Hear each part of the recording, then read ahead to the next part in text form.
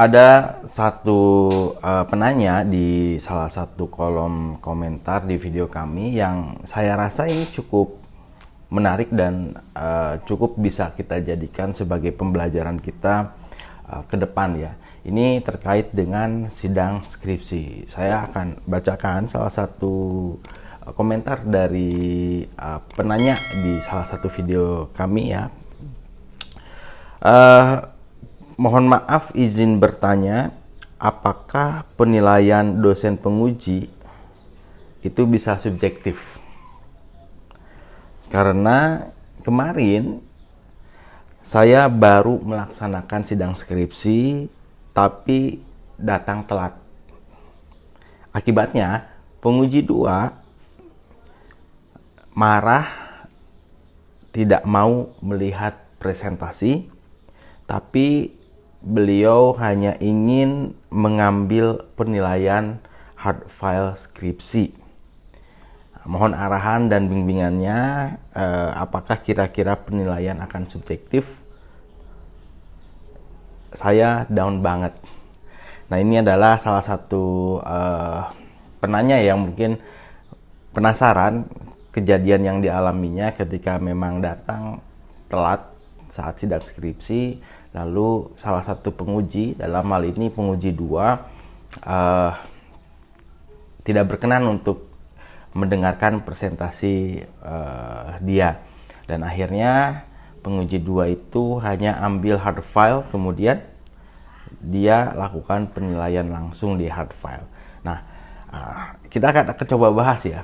Nah, pertama, di dalam pertanyaan ini kita harus bisa berkaca bahwa memang tidak boleh datang telat saat ujian, apalagi sidang skripsi. Jadi ini pembelajaran buat kita semua ya. Ketika memang kita telat saat ujian, ya apapun bisa terjadi ya, kemungkinan buruk itu akan terjadi. Yang dialami oleh penanya ini sebetulnya sudah sudah beruntung banget ya.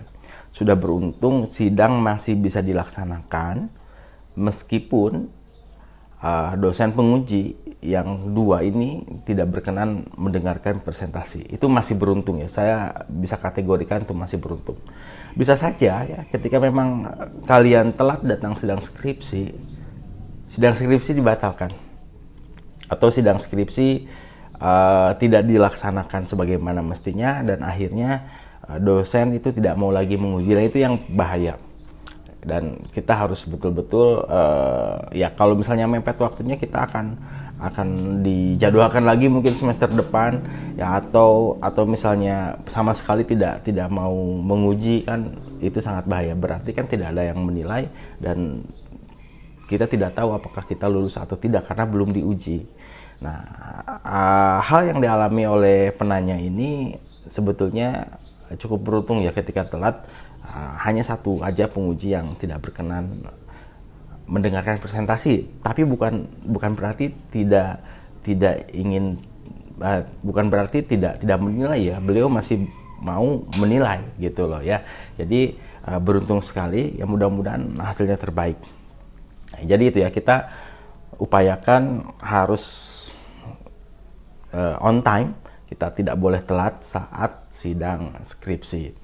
Nah, kemudian ada beberapa pertanyaan di komentarnya itu, apakah memang penilaian sidang skripsi ini ya dari dosen ini bisa subjektif? Pada dasarnya kami ya selaku dosen, kalau misalnya ingin menilai itu akan berupaya seobjektif mungkin menilai ya yang skripsi kalian ya, akan berupaya seobjektif mungkin. Ya unsur-unsur subjektif ya mungkin ada aja ya, cuman ya sedikit lah ya, tapi diupayakan itu akan selalu objektif, dan memang objektivitas dalam penilaian ini jadi satu integritas dosen sebetulnya gitu ya. Jadi kalau misalnya subjektivitas ya itu hanya sedikit lah ya.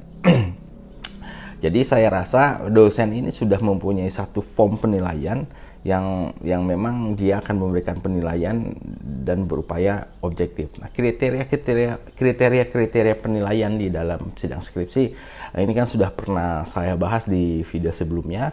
mulai dari memang bab 1 ya, bab 2, bab 3, bab 4 apa yang dinilai. Kemudian ya yang dinilai salah satunya adalah presentasi gitu ya. Salah satunya adalah presentasi dan cara tanya jawab. Jadi jawaban-jawaban kita saat ditanya oleh dosen penguji ini masuk ke dalam poin penilaian juga. Nah, dalam kasus yang tadi saya sampaikan ya, bahwa memang ada dosen penguji, dalam hal ini dosen penguji 2 yang memang tidak mau mendengarkan presentasi atau keluar dan hanya mau menilai dari hard file aja. Kemungkinan besar poin presentasi dan poin tanya jawab ini hilang dari dosen yang bersangkutan ya. Atau mereka tidak dinilai karena memang kan tidak mau mendengarkan. Dia dosen hanya menilai dari hard file aja ya.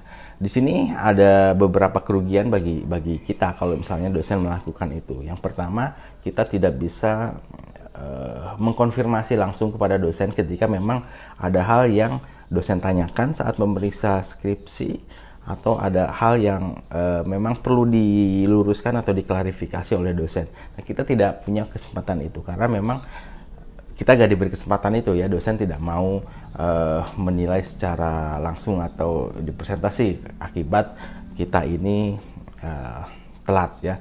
Jadi akan ada poin yang dikurangi menurut saya ya, karena memang poin presentasi dan poin tanya jawab itu tidak ada di dosen yang kedua.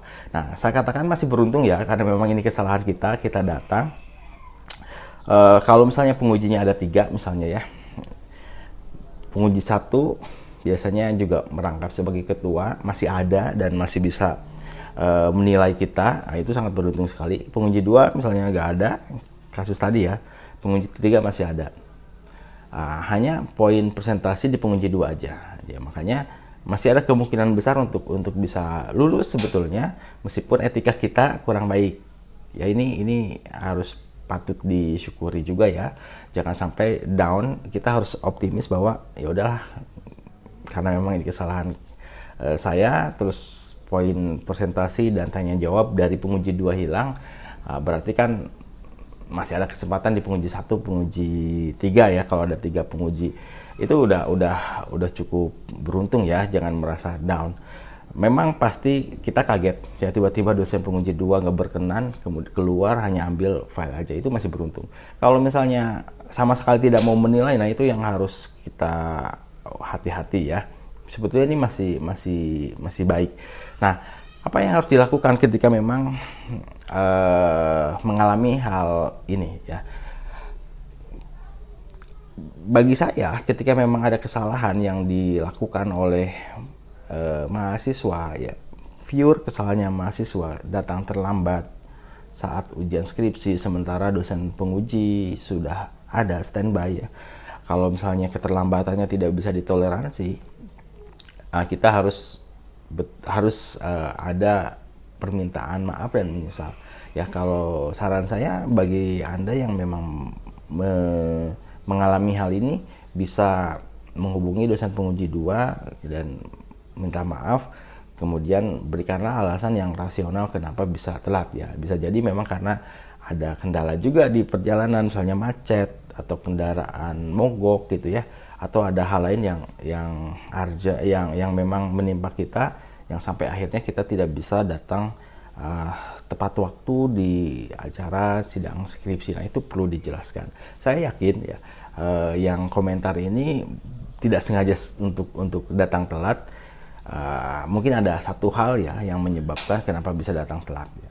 Nah, ini harus diklarifikasi dan dijelaskan, tentu dengan permintaan maaf terlebih dahulu dan mengakui bahwa memang betul kita ini salah, sudah datang terlambat. Ya, kalau misalnya kita tidak bisa langsung menghubungi dosen penguji 2, kita bisa coba meminta mediasi dari ketua penguji ya, ataupun memang dari kaprodi kalian ya.